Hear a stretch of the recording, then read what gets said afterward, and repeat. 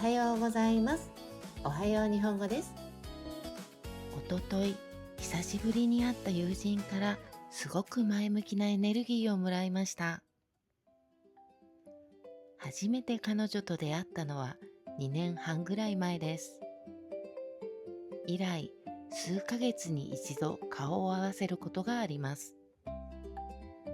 会うたびに、気がいい場所を知ってますかとか、お金のことを勉強したいんですけど、いい本はありますかと聞いてくるので、私はいつも彼女は自分を向上させたいと思っている人だなと感じていました。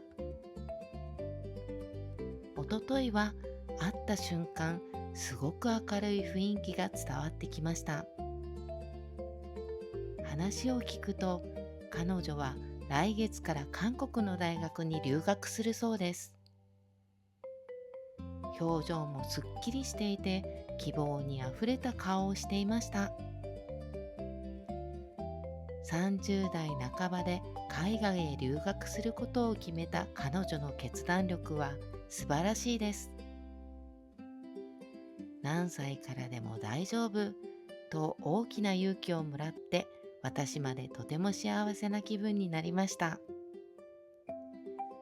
短いのでもう一度繰り返して聞いてみてくださいね。